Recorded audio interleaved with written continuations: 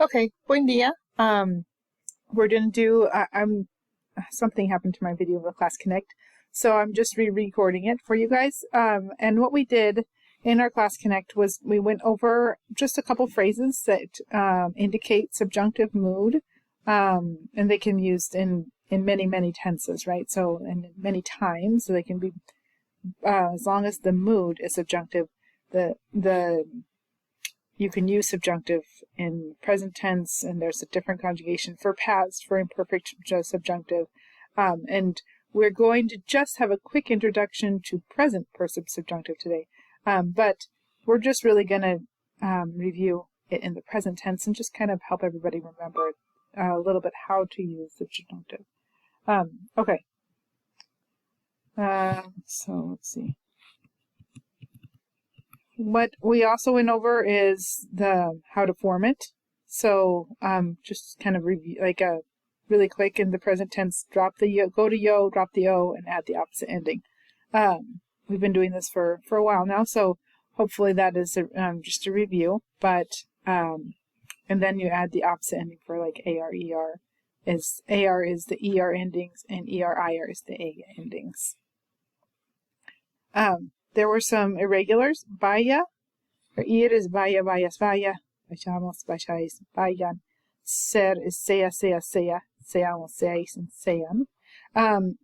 There is another one that we're going to learn here at the end. It's haber. And just so you know, there's another irregular, and I'll show you that in a second.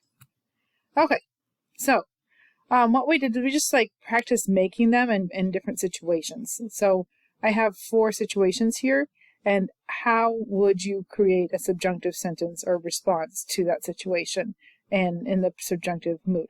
Okay. So because most of our unit is about like social problems and stuff like that, so just to kind of get some practice, it's not always about social problems, but we have normal everyday problems. So if someone walked up to me today and said, "Va a nevar mañana," it's going to snow tomorrow, I would be like, no creo que.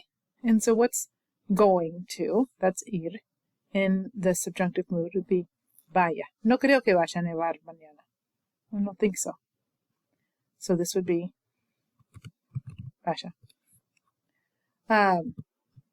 Another question we had was, muchos alumnos no hacen la tarea de español todos los días. So most students don't do their homework every day. And that's unfortunately a reality in our class.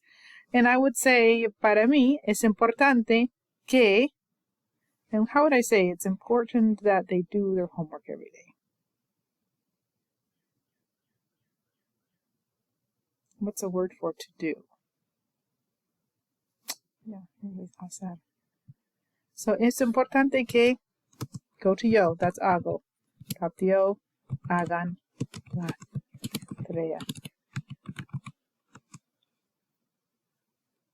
Es importante que hagan la tarea todos los días, right? Y que vengan a las clases en vivo, right? También es importante que vengan a las clases en vivo. I know some of you have other things going on during this time period, but as much as you can, at least watch the videos and do those. Okay. What other, you come up with your own. So for you at home, I came up with 2 different answers. You write a different, what would be you think it's important. So you come up with something else. Don't write my answer, write your answer for this question. So that this is how you're going to be making up, doing your makeup today. So I have the problem or the statement, and then you're going to respond using a subjunctive mood. Do it different than what I did. Okay. Aprender español por internet es difícil a veces. Sometimes it's hard, right? To learn Spanish sometimes. What do you think is something online? So what's an important thing, or you hope, or something subjunctive mood that would make it easier, or something that you have used, a trick you've used to make learning Spanish online different or more easy. Es importante que there's so many different things. Tomes tiempo para practicar en casa. Con regularidad. Like regularly, that you take time to practice at home. Regularly. I can't. That's not a word I can conjugate and translate in Spanish. What about, es importante que hables con los amigos en español? That maybe that you find some friends to talk with in Spanish. Es importante que escuches la música en español. Es importante que estudies el vocabulario. Es importante que no dejes todo para el último momento. It's important that you don't leave everything to the last minute. All of those type of things. What is your advice to people taking Spanish online? And the next one, vamos a una fiesta de cumpleaños. ¿Tendrán pastel? We're going to a birthday party. Will they have cake? And when you do it in future tense, you can say, will they have cake? But it also means, like, do you think there's going to be cake? Or, like, will they have, there must be cake? Where is it? You know, so, and then you can say, sería bueno que tengan una torta de chocolate. Sería bueno que sea de vainilla. Sería bueno que sea de limón. Sería bueno que haya, it'd be good that there is helado, right? Haya, that's where we're coming in. So if you want something to be there, like the word I in present tense turns in subjunctive mood becomes, okay, I need to change my keyword, sorry about that, becomes haya. So sería bueno que haya un pastel. Sería bueno que haya helado también. So it would be good that there is, or that they're going to have ice cream too. So that is, try to conclude this in one of your examples, because we're going to also use that in the next slide. So there's 4 of your examples that you should try to come up with. And by the way, you don't have to use es importante que. You want to answer with some of these other ones down here, you can. You can answer with any of these, right? Any of our ones that we've learned from our weirdo notes. Okay, here's our last 3 problems. So there's a total of 7. Tengo un examen final muy difícil mañana y no he estudiado. I have a final exam that's very difficult tomorrow. Y no he estudiado. I haven't studied. Remember, this is present perfect. We did that a little bit back. He estudiado. So no he estudiado. I have not studied. And then I would say, dudo que. I doubt that. Dudo que reciba una buena nota. I doubt I'm going to get a good grade. Dudo que duerma esta noche. I doubt I'm going to sleep tonight because I'm going to be studying. Right? So duerma. Those could be different responses to something like that. Another one.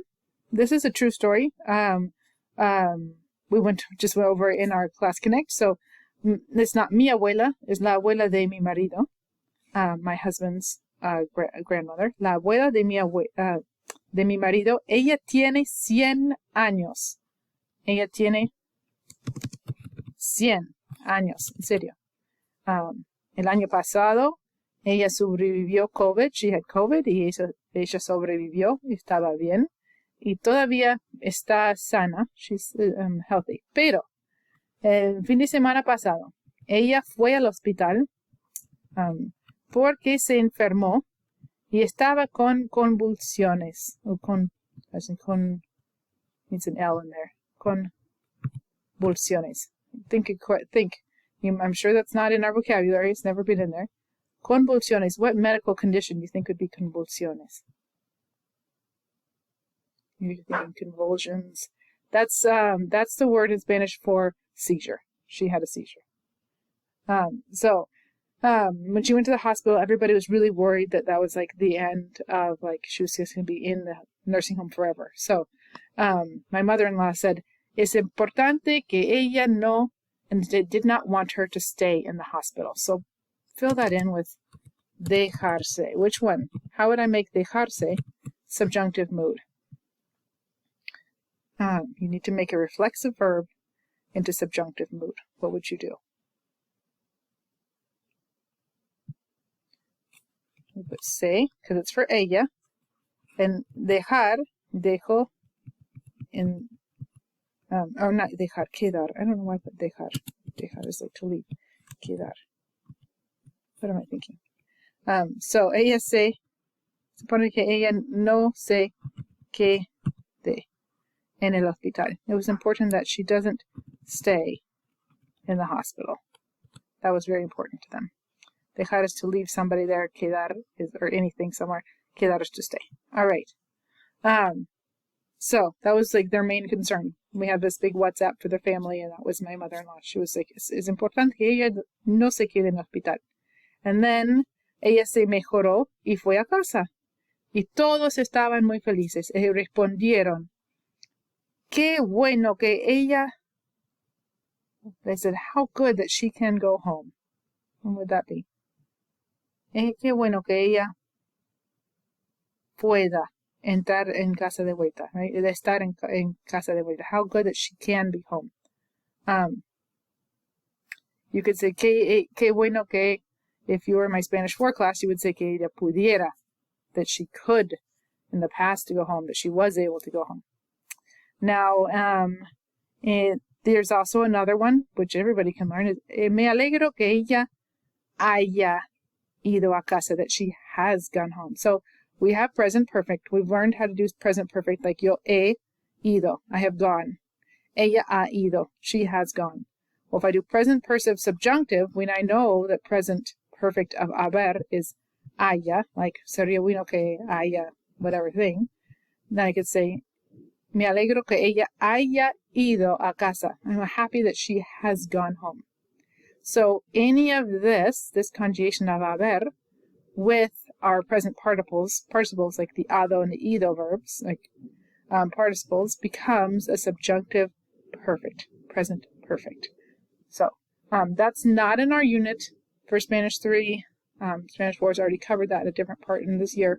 That's not in the unit, but it doesn't hurt to be introduced to some of that stuff and, finish the year off strong, learning a little bit more and pushing ourselves so that you know and you can understand when you hear or see that in the future. So try your best. Create one of those kind of sentences and create their examples for all the others.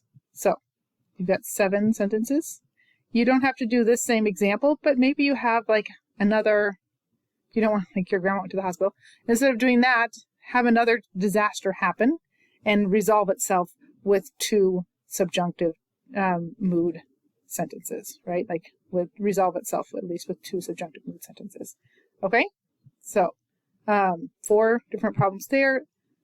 1 here, and then make your own crazy thing happen and resolve itself.